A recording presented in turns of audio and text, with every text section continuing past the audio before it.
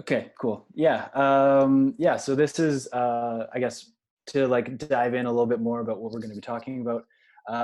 We're kind of going to be talking about the current moment that we're in right now. Talking about the crises that we're all facing and how they all intersect with each other, and kind of explaining, where we're coming at a Green New Deal from. So yeah, I guess one thing that I think we should probably do off the bat is we're going to be using this term a lot throughout the presentation. It's neoliberalism. Some of you may have heard of it, some of you may have not, and that's totally absolutely great.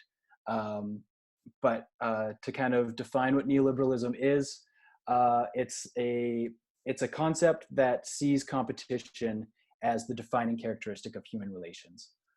It defines citizens as consumers and believes that the market is the most effective way to provide benefits for people. It wants government or any collective democratic activity to be cleared in favor of private enterprise, and really favors everybody competing with each other to, the hope is that it will create better outcomes, hypothetically. It is really marked by a huge support for lower to no taxes. It desires lower interest, lower royalty rates, and much less to no government social services. So if you hit next on the slide. Yes, so there's a little quote there from one Grover Norquist, who's the founder of Americans for Tax Reform. And he once said that he doesn't want to just abolish, or he doesn't want to abolish government.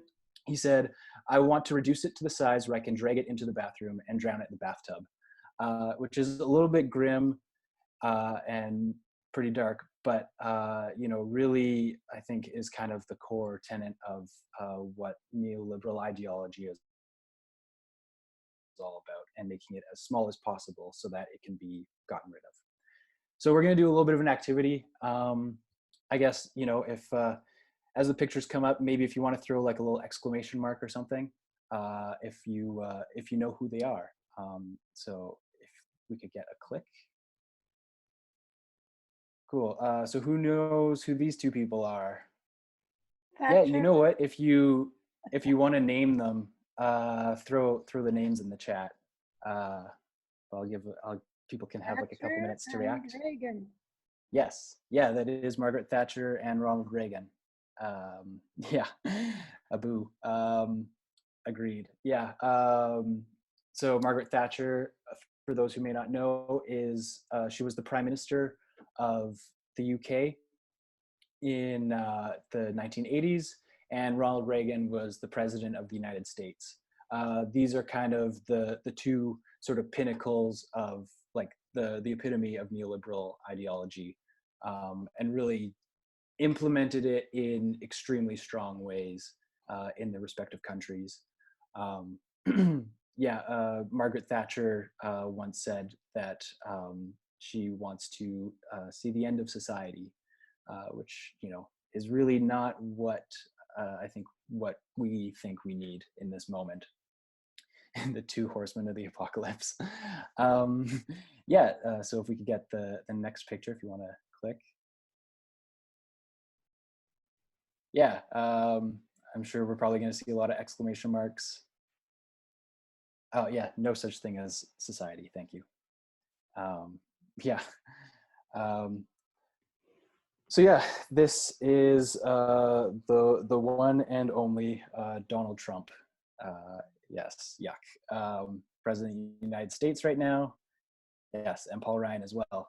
I think it's worth noting here that Donald Trump, he's holding up the tax reform that he and the guy sitting to our left, Paul Ryan, they introduced the tax reforms that they wanted to basically allow people to do their taxes on the size of a postcard. So they wanted to reduce taxes, basically eliminate any sort of progressive taxation, and implement like as flat a tax as possible.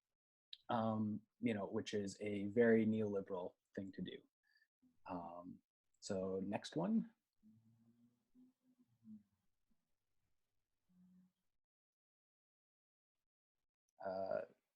So yeah, if people want to throw in some exclamation marks if they know who this guy is.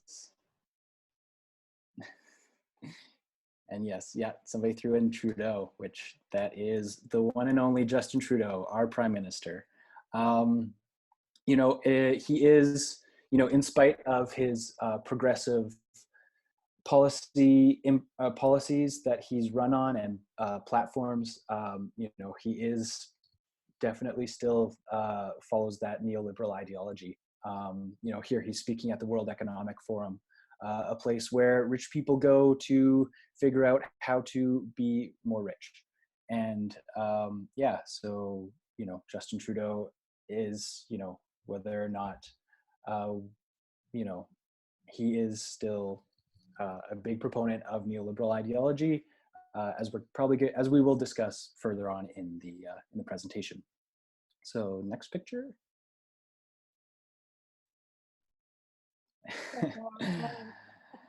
There he is, the one and only, the big guy, Mr. Jason Kenney. Yeah, our premier. Big neoliberal energy. There he's implementing his job creation tax cut, which is, a pretty big neoliberal idea, really, of slashing taxes, and that's going to turn into jobs. Hypothetically, these companies will have more money to maybe hire people if they aren't paying as much taxes. But as we will discuss further on, that's not really the case. So yeah, next slide. So if we're working from a core ideology where government is too large and should be smaller and people should take care of themselves and each other, but government certainly shouldn't be doing it, you get into a situation where you have less government revenue, which creates a financial imperative to save money, which leads to contracting out or privatization to the cheapest contractor or lowest bidder of services that were previously provided by the government or that arguably should be provided by the government, which leads to fewer public employees and also less public infrastructure, and their pesky unions.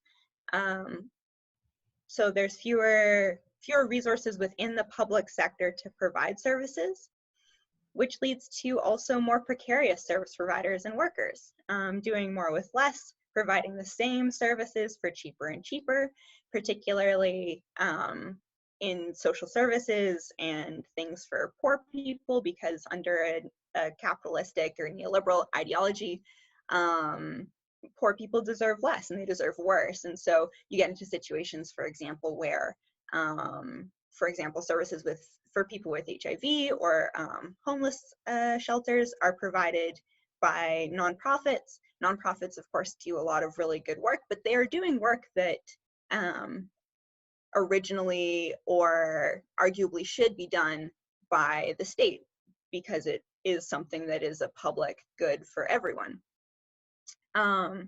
So you end up in a situation where our public services are degraded and where there's less public infrastructure. That can also have impacts for the public sector on things like not owning their own real estate and stuff like that. But it mostly gets manifested in people's day-to-day lives by a reliance on things like volunteerism to get really basic and vital needs done, and where workers have to fight tooth and nail for even basic concessions or basic living wages and things like that. So next slide. So neoliberalism is absolutely everywhere, even in our so-called left or labor parties, like Stephen alluded to. We see that even the progressive options have to use the same rhetoric and are appealing to the same interests, whether that's big business, small government, focusing on like paying off debt instead of bolstering job creating industries like healthcare and education that have real tangible impacts on people's lives. And so when the left is using the same rhetoric as the right, it can be really challenging to have good policy conversations because everyone's arguing for different flavors of the same thing. And ultimately, it's voters and it's civil society that gets left behind in those conversations. For example, under the Alberta NDP, workers still got zeros in collective bargaining, which put them in a worse position to negotiate now with an overtly hostile government.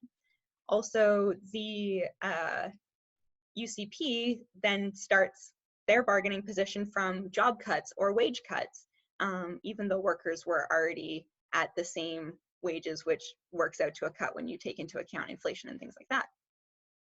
So on the slide here, you can see a map. Any guesses as to what that map is of?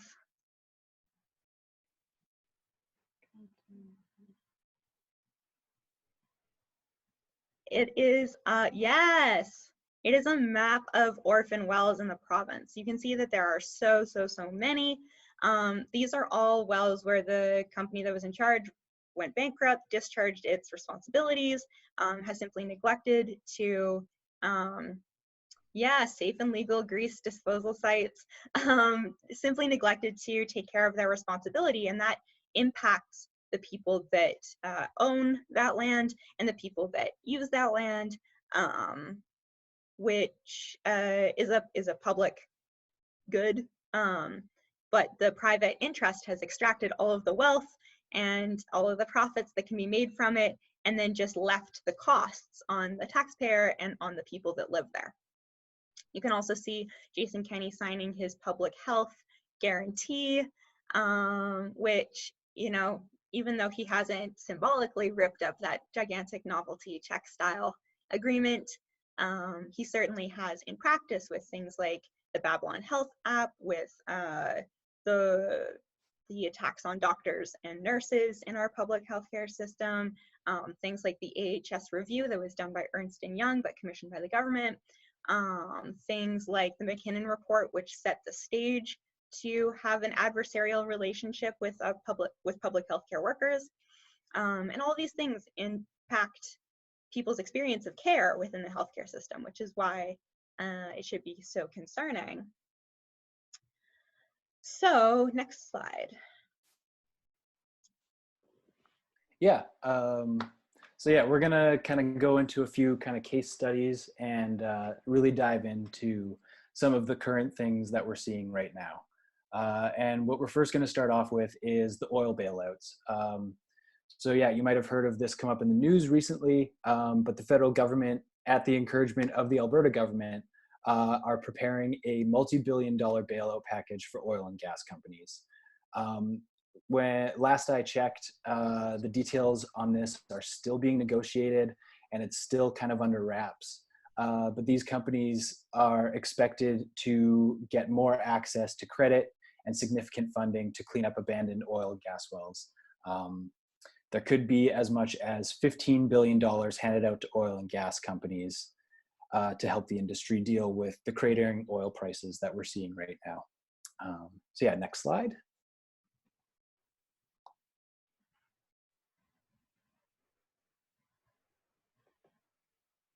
Yeah. So yeah, this is kind of a case of neoliberalism. When neoliberalism inevitably fails, governments get called in to clean up the mess. So we've got federal dollars going for oil and gas cleanup, which, as Allison stated earlier, yeah, many of these projects that still require cleanup are abandoned by oil and gas companies that sell the project to increasingly smaller companies. And when the well is no longer profitable, the company who's stuck with it ends up going into bankruptcy and nobody owns the well. And then it's just kind of left for someone to deal with. And, which is really unfortunate, and it ends up getting put on the public to deal with. In actuality, these sites really should be cleaned up by the companies that made the mess. There is a line of ownership that we can follow back. And really we should not be using public dollars that could be used to improve public services that we could better use to make our healthcare better, that we could use to invest into more sustainable forms of energy. And yeah, so these bailouts are going to result in $15 billion for the oil and gas companies. If this money is given to oil and gas companies, and if there's no strings attached to it, it's extremely likely that the large companies will use this to do share buybacks and CEO bonuses. There will likely be little to no investment made in creating sustainable jobs for workers. You may remember back in 2008 with the financial sector bailout, the US government handed out loads of money to the financial sector, to Wall Street, to help bail them out. And, it really resulted in more CEO bonuses, more stock buybacks, and more wealth going to already wealthy people. Unfortunately, this whole situation is just a result of letting the markets run wild. The oil prices crashed because we had a bunch of other countries that were able to sell their oil for cheaper than Canada can. Now the oil companies are demanding government get out of the way, or they have been demanding that government get out of the way and remove things like environmental and pricing regulations. And now all of a sudden they're demanding that government swoop in and help them to clean up the mess that resulted from the free market. And yeah. So yeah, for example, payouts to shareholders from the top 5 oil companies were $10.3 billion back in 2019 alone. So yeah, if we could get a click. And yeah, so there's a little quote that popped up there from Dr. Martin Luther King, where he said that the problem is that we all too often have socialism for the rich and rugged free enterprise capitalism for the poor. That's the problem. Yeah, astute political watchers might recognize this as a quote that one Bernard Sanders has been using lately, which I think is very, very apropos for this situation. So yeah. Which takes us to right now, with the background of all of these different crises and all of these different intersecting issues, now we have a public health crisis, a global pandemic layered on over top. Epidemiologists predict that pandemics will become more frequent under the climate crisis, and we're also facing an economic collapse, partially triggered by fears about coronavirus and partially triggered by an oil price war. In moments of crisis, things change really quickly, and they change a lot.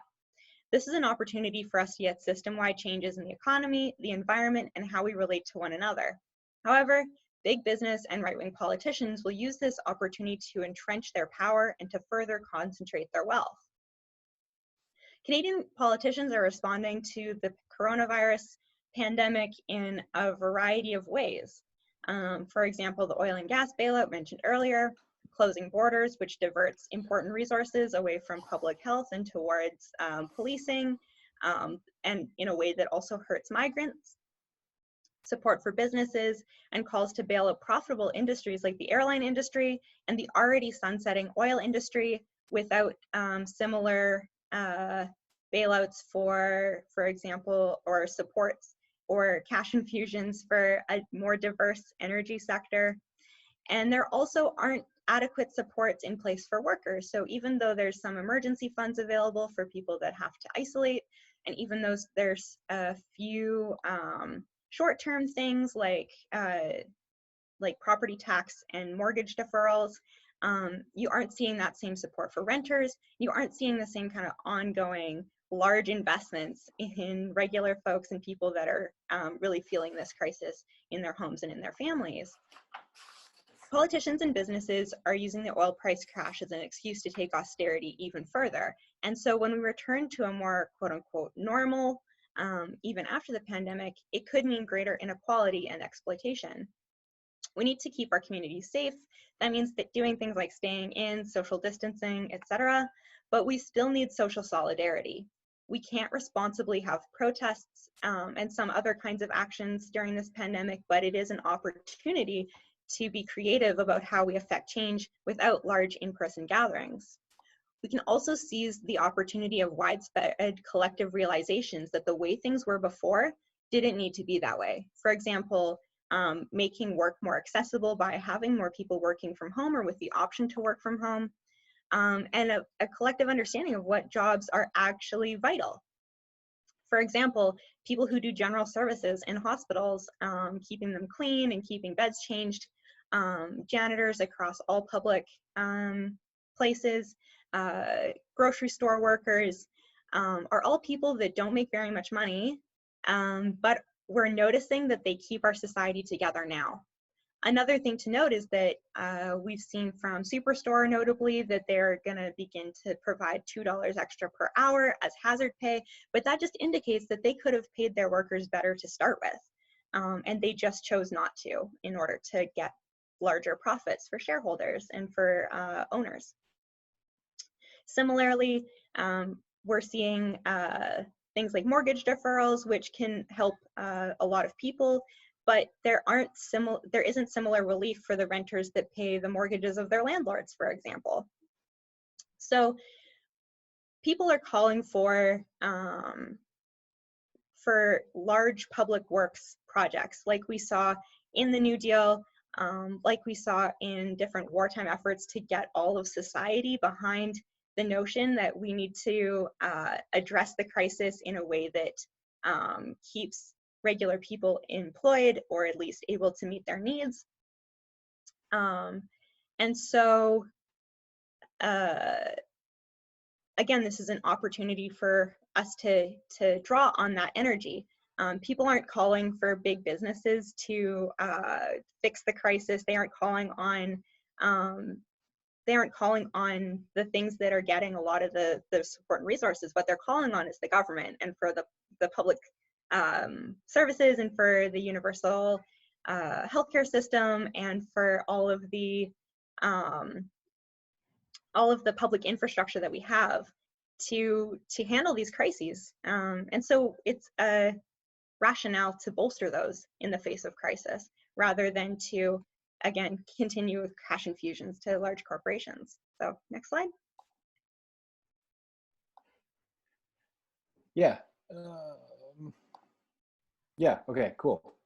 So up next, we've got the problem of nationalism, and even more close to home, the whole Wexit movement. This is a result of the decline of jobs and growing inequality in Alberta, and the perception of Western alienation. People have begun to join groups calling for closing the borders, or even trying to remove Alberta from Canada and becoming a separate state. People in these movements feel more and more left behind and afraid as their situation becomes more precarious. And so, with the help of some bad faith actors, they're directing their anger towards other working class people or some perceived other. Obviously, separating Alberta from Canada is probably nearly impossible and extremely messy, especially if, the core reason for this is about building pipelines. It becomes so much harder to get that pipeline built if we're trying to build it through separate country. But anyways, I still think it's kind of important that we look at the forces that are agitating within these movements and who really stands to benefit from this kind of divisive rhetoric. So yeah, next slide.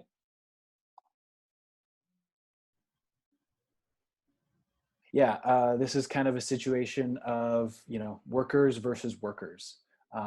Yes, jobs are disappearing, but it's not the result of immigration like a lot of these movements are trying to make it out to be. It's really a result of private companies trying to protect their bottom line and maximize profits. They're going to look anywhere to save a buck. Labor, especially in Alberta, is one of the largest expenses that a company has. So if they can eliminate that cost by keeping a smaller staff, contracting out work, or even automating the jobs, of course they're going to do that. And yeah, who benefits? When working people focus their anger onto other workers, it allows private enterprise to continue exploiting workers and to find ways to hoard wealth and widen the wealth gap. Already, neoliberalism is so pervasive in modern life that we don't really think of it as anything other than just the way things are. when in reality, it's the thing that we must change. There's no doubt that these movements have ties with white supremacy groups. Whether or not these movements are actively seeking out this support, capitalism is still used to uphold white supremacy as a way to concentrate power with those who already have it and to take power from those who have less. So yeah, if I could get a click. Yeah, we've got a quote here from Ta-Nehisi Coates where he says that white supremacy is not merely the work of hot-headed demagogues or just a matter of false consciousness, but a force so fundamental to America that it's difficult to imagine the country without it. So next slide. Which takes us to, and it wouldn't be a climate justice conversation without it, the climate crisis. So why is the climate crisis bad? There's a whole lot of reasons the climate crisis is bad. But one of the main reasons is that people are being displaced from their homes. And that's something that's happening now. It happens slowly, as coastlines erode and permafrost melts, and it happens in very quick moments, urgent moments like flash floods and climate-fueled superstorms and wildfires. So people are already being displaced, but when borders are closed due to things like global pandemics, it really hurts people's ability to move and to end up in a better place than an emergency situation. And this crisis intersects with the pandemic and with other crises. So for example, how do emergency relief efforts work under social distancing? We're heading into flood and fire season, and how are we going to be able to coordinate emergency relief efforts and emergency housing while there's also a very infectious global pandemic going on? These are really scary thoughts, and they all fuel into each other and they all intersect, but they are an opportunity also to see the different processes that were going on and to begin to deprogram those and to change those conversations. As the climate crisis is going on, we also see some companies profiteering off of the storms. For example, when there are large cash infusions to do cleanup efforts and things like that, they often go to private companies, but then from there can go through different subcontractors so that the people that are actually on the ground are not making very good wages to do dangerous or difficult work. And sometimes the money doesn't even end up in the communities that it was intended for. I'm seeing a note in the chat about Hurricane Katrina. That's a really good example. For example, paying contractors to install tarps on roofs that were damaged, but going through layers and layers and layers of contractors. By the end, the workers that were installing tarps were paid as little as $2 per square foot. All of this is a argument for not just the kinds of mass social actions that we've been seeing. There's a little picture of one of Edmonton's climate strikes this fall, but it's also an argument to have large-scale public investment that stays in the public realm and goes directly to workers and to people in communities instead of going through different layers of private enterprises. So next.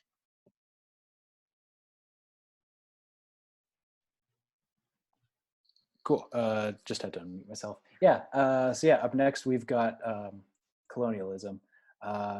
Since first contact in what is now known as Canada, colonialism has been a project to enrich settlers and take power away from the people who have inhabited this land since time immemorial. The treaties were negotiated under distressing circumstances so settlers could profit from the land. Indigenous children were forcibly taken away from their families and placed into residential schools. Whether it's beaver pelts or natural resources, settlers have been ignoring the treaties when it comes to, or when it makes profit inconvenient. So next slide. Yeah, Canada was a company before it was a country. Canada has been a neoliberal project since first contact.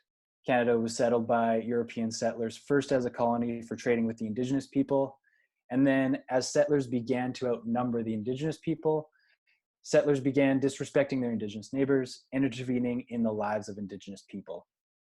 The settlers eventually implemented policies to forcibly absorb Indigenous people and their land. Often, a lot of people a lot of people will try and pass this off as, oh, it's just something in the past. Like we need to move on from it. But in actuality, the last residential school closed in the 1990s. Colonization has led to a loss of culture and has had long-term effects on the well-being of the survivors of these residential schools and on their families as well. It's our duty as settlers to begin dismantling the systems that have allowed for these atrocities to happen. Even more recently, we've seen colonialism continue on the territories of the Wet'suwet'en people.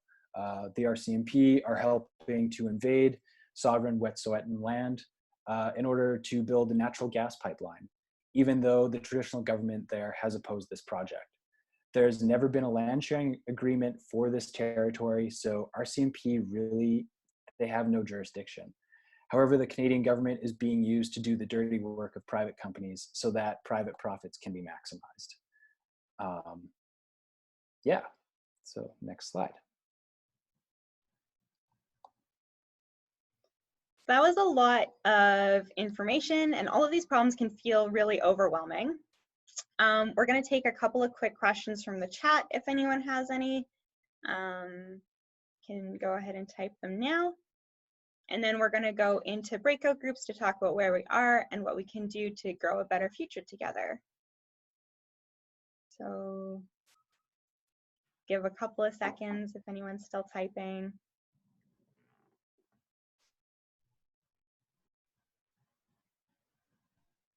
Why is labor cost especially high in Alberta? Labor is a large cost for most companies. I don't know if it's a specific to Alberta thing. One thing to note is the right likes to make a lot of arguments about public sector workers in Alberta making more money than they should. But that's not true. So in Alberta, wages are higher overall.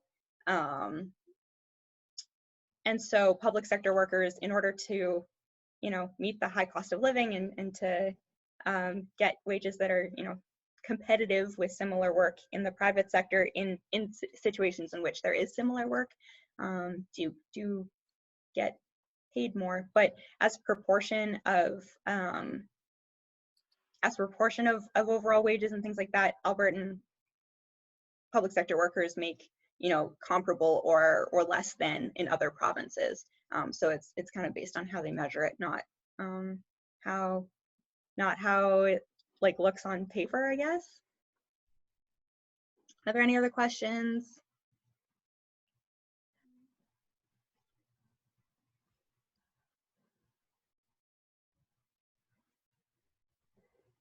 All right, so I think we'll break out into breakout groups about now.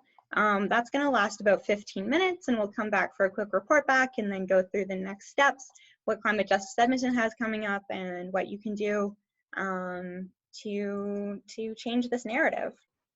Cool. So can we get a brief summary, just like a really high-level summary of all of the conversations that people had in their breakouts? Let's start with Danielle's group. I don't think Danielle is with us currently. Who? Okay, does someone else want to take that conversation?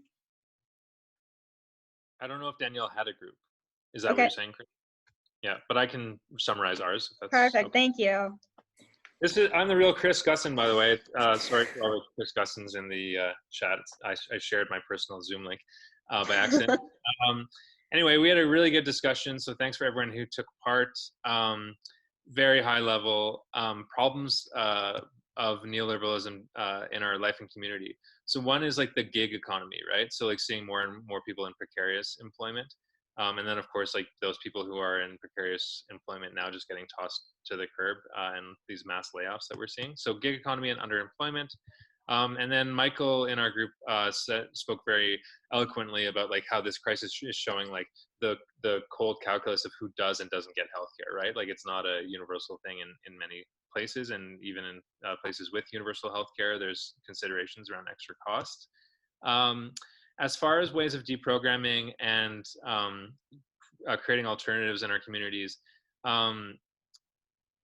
Michael was saying like even though we see videos of people like all running in a clump in the river valley on the stairs and stuff, the vast majority of Edmontonians are staying home. Like people do care about community health. Like so outside of like the systems that teach us that we're ruthless competitors with each other, people do seem to care.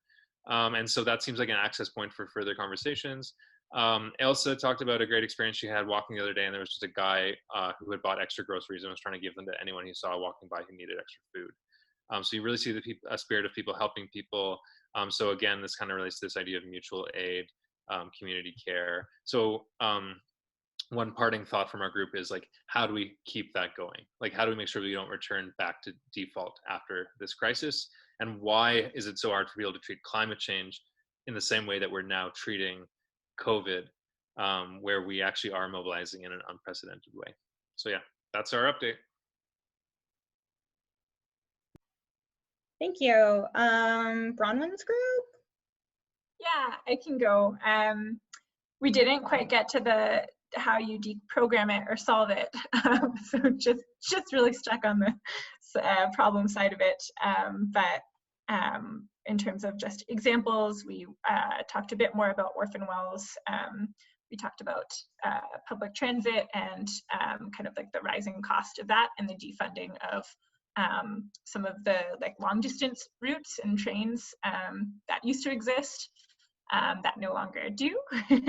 And we talked about the kind of decrease in healthcare beds per capita, kind of like now compared to the early 90s, not just here, but in like a ton of jurisdictions. We talked about research funding becoming a lot more privatized and kind of being directed to things that will make profit and not necessarily like what is most needed to solve like the problems that we collectively face. And we talked a bit about disaster capitalism and some of the ways we're seeing governments and other people in power use this as an opportunity to kind of like further their agenda or profit off of COVID. And so the main example was seeing the UCP pass the Alberta budget kind of with a much curtailed debate instead of like the way it usually passes, even though it was based on like completely flawed and out of date oil prices. Yeah. Chris K, did you have a group? I did, or they had me, I'm not sure. We talked a little bit about, maybe I'll focus on the last half of the conversation that we had, but around how to kind of deprogram ourselves in our societies. But one of the items that was brought up was just the idea of separating ourselves from this idea of productivity as defining our worth, and how important it is to internalize that and move away from that and recognize that a meaningful life can be found outside of this capitalist system and these ideas of needing to be productive all of the time and kind of amassing as many resources as we can.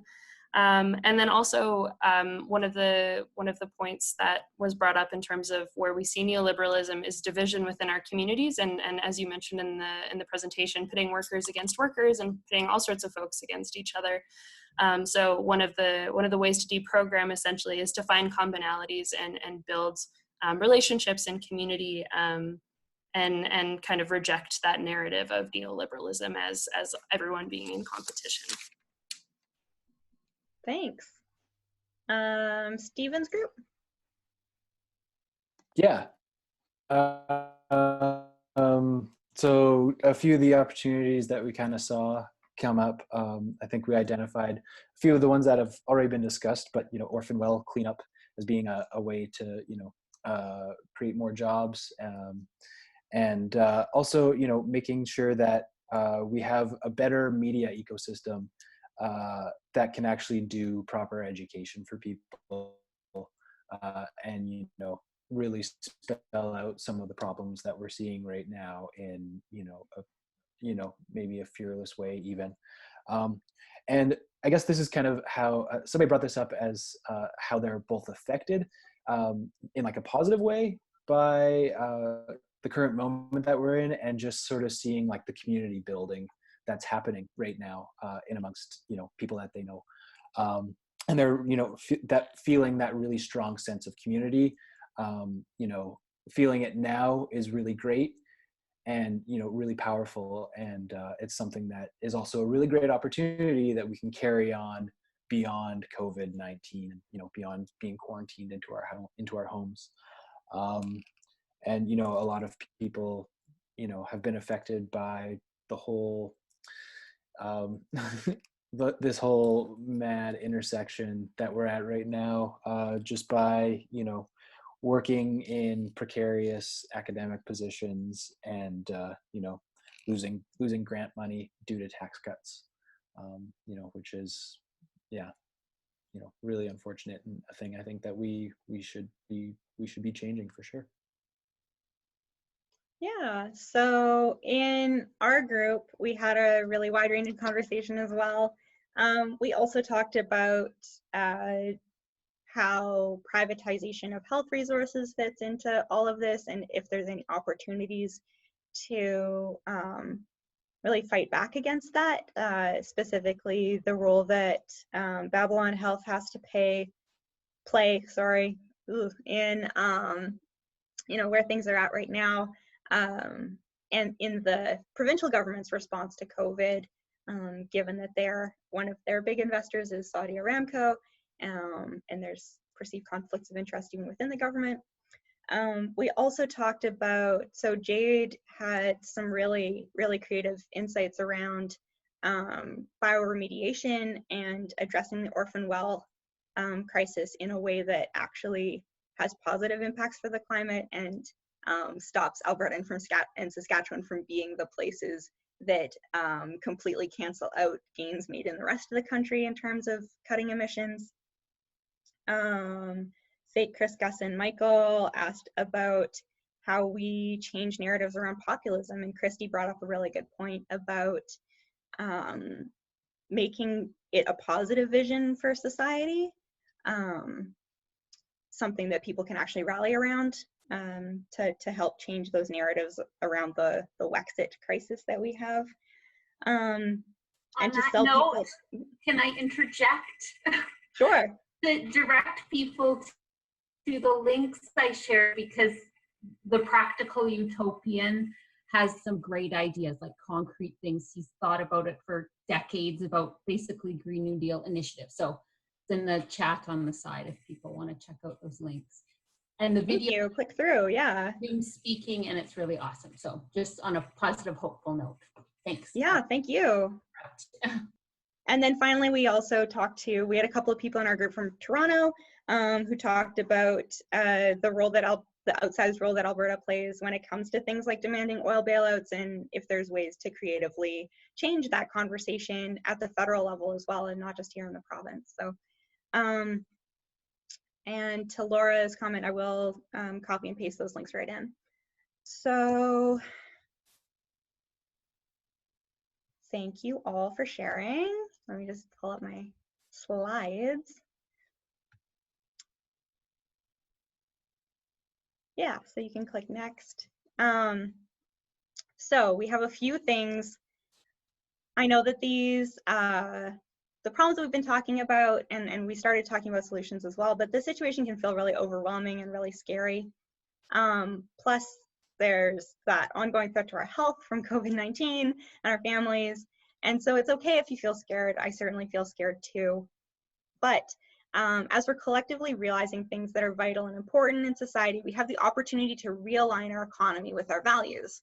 For Climate Justice Edmonton, we believe that a Green New Deal that's based on listening to climate science, respecting and restoring Indigenous rights and sovereignty, creating and supporting good, necessary jobs, and dismantling systemic injustices and discrimination in a way that leaves no one behind is the way to tackle all of these intersecting problems in a way that puts people first. So to get a little bit more into the Green New Deal, you can tune in next Monday, where other climate justice Edmonton organizers are going to be talking about the concept of the Green New Deal and what it really means here in Alberta. This Thursday, also at 7 o'clock, we're going to be continuing our conversation about mutual aid, and you can tune into that whether or not you were at the one last week on Thursday.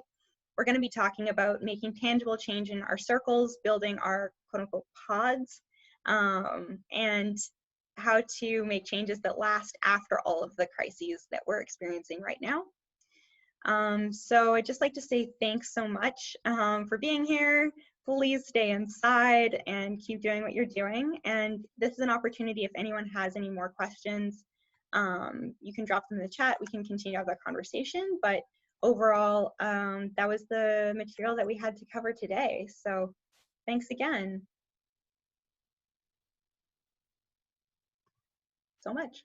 So I just wanted to put out there that we're having a Green New Deal town hall online on Sunday, the 29th, from 2 to 4. I'll drop the Facebook event link into the chat if anyone's interested.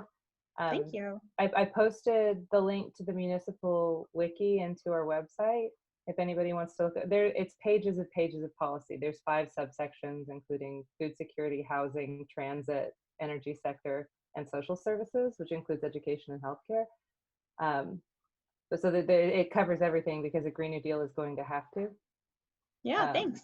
But if anybody's interested in coming to that too, I know that people from Permeate and like I will be coming to future Climate Justice Edmonton online things. And if anybody wants to come into ours, here's a link to the Facebook event.